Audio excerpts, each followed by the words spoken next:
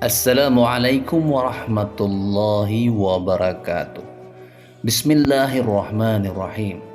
Subhanallah walhamdulillah wassalatu wassalamu ala rasulillah Sayyidina maulana Muhammadin ibni Abdullah wa ala alihi wa sahbihi wa mawalah wa la hawla wa la quwwata illa billah. Amma ba'd.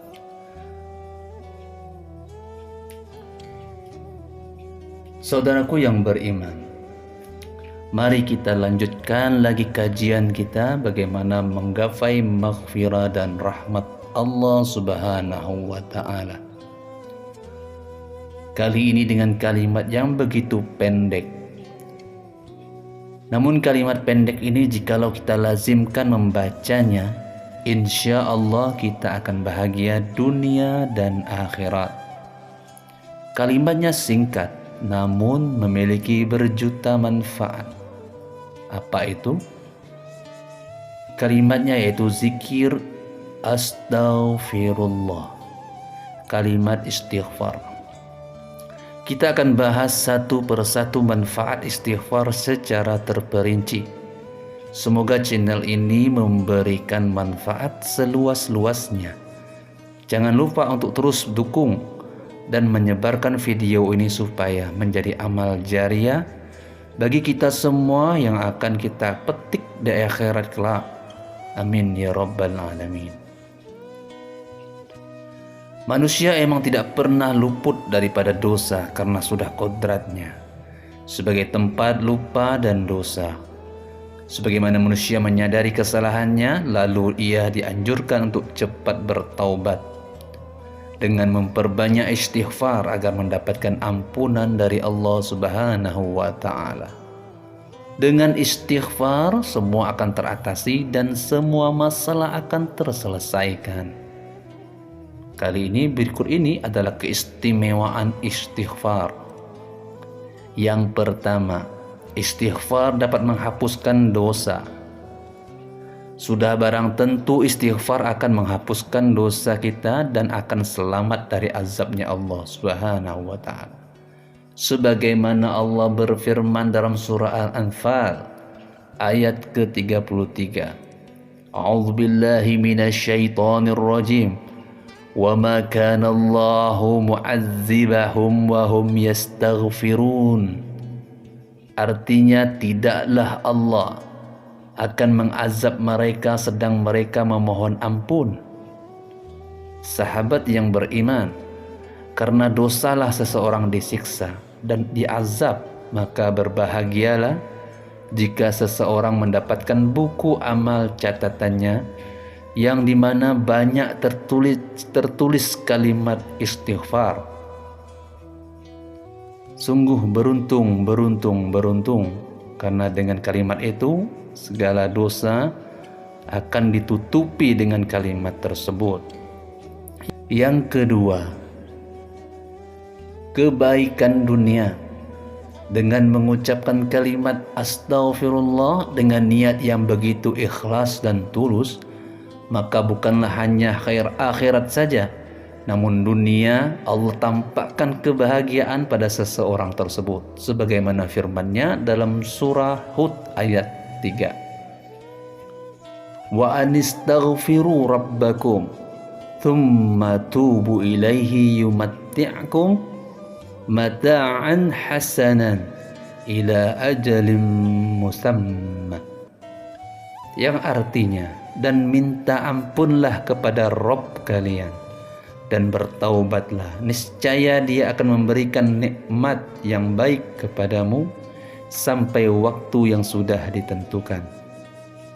Jadi tidak hanya akhirat mendapat nikmat, namun di dunia juga Allah beri ganjaran terhadap orang-orang yang selalu melazimkan istighfar.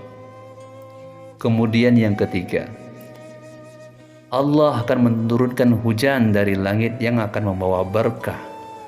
Hujan yang mana melambangkan rezeki kepada manusia. Rezeki yang berlimpah dari Allah itu diberikan kepada orang yang selalu mengucapkan istighfar. Maka perbanyaklah istighfar. dan istiqomalah sehari-hari. Kemudian yang keempat, orang yang selalu beristighfar akan mudah dikabulkan hajat dan doanya. Sebagaimana surah dalam Al-Quran, surah Hud dalam ayat 61. Qala ya qaumi i'budullaha ma lakum man ilaihi ghairuh huwa ansha'akum minal ardi wasta'marakum fiha fastaghfiruhu thumma tubu ilaihi inna rabbi qarib mujib. Dan kepada kaum Samud kami utus kepada mereka Saleh. Dia berkata, wahai kaumku, sembahlah Allah. Tidak ada Tuhan bagimu selain Dia. Dia yang telah menciptakanmu dari bumi dan menjadikanmu pemakmurnya, yaitu. Karena itu mohonlah ampun kepadanya, kemudian bertobatlah kepadanya. Sesungguhnya Tuhanmu sangat dekat rahmatnya dan memperkenankan doa hambanya. Sahabat yang beriman, semakin banyak orang itu beristighfar, semakin cepat Allah mengabulkan hajatnya.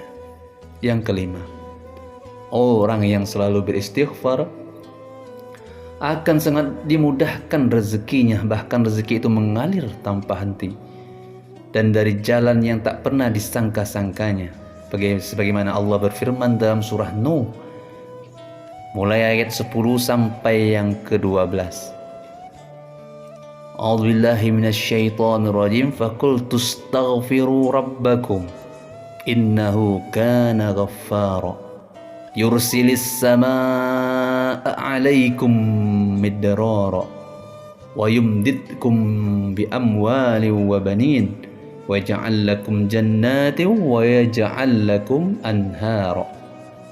Maka berkatalah kepada mereka, mohonlah ampun kepada Tuhanmu, sungguh Dia Maha Pengampun, niscaya Dia akan menurunkan hujan yang lebat dari langit kepadamu, dan Dia memperbanyak harta dan anak-anakmu, serta mengadakan kebun-kebun untukmu dan mengadakan sungai-sungai untukmu.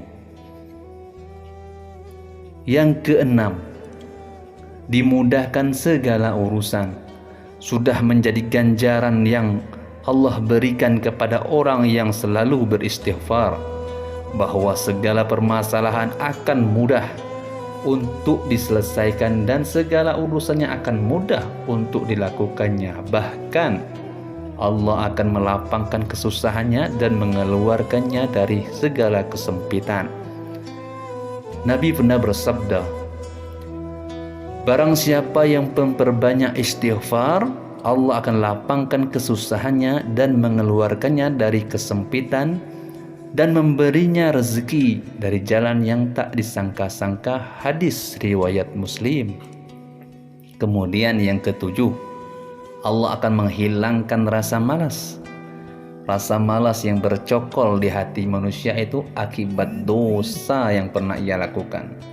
Maka dari itu Allah akan menghilangkan rasa malas dan selalu memberikan seseorang itu taufik serta kekuatan untuk melakukan suatu ibadah.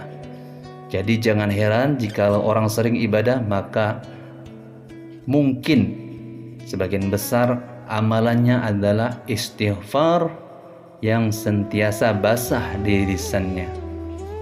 Maka itu lakukanlah istighfar agar ibadah seseorang itu menjadi mudah untuk dikerjakan.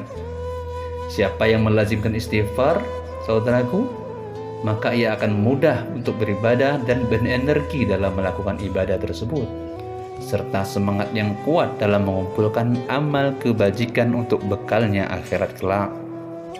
Sesuai yang Nabi katakan, di mana Nabi juga pernah bersabda, ketika hatiku malas, aku beristighfar kepada Allah sehari sebanyak 100 kali. Tentu Nabi bukan berdosa, saudaraku.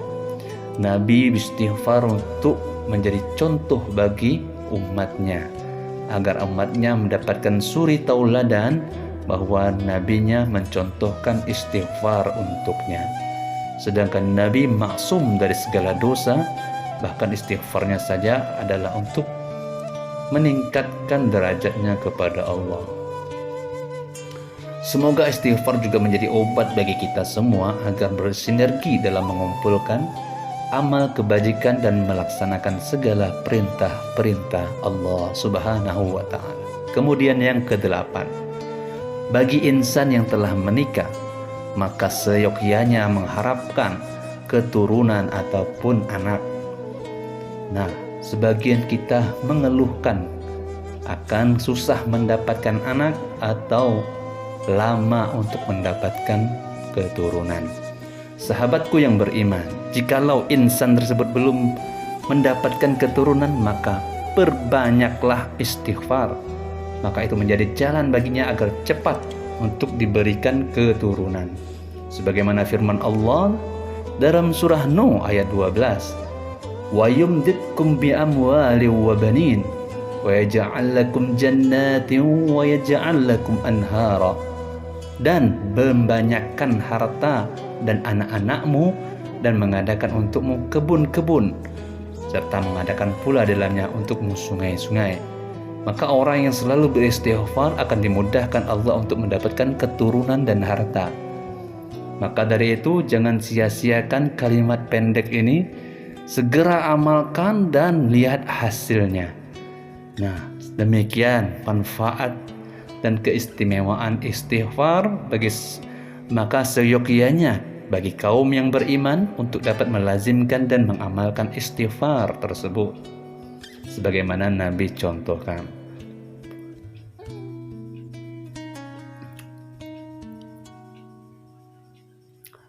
Dengan ini Ana Al-Fakir memohon maaf jika tersalah atau keliru dalam menyampaikan. Semoga semuanya menjadi berkah dan manfaat dan bisa menjadi amal jariyah. Jazakallahu khairan katsira. Assalamualaikum warahmatullahi wabarakatuh.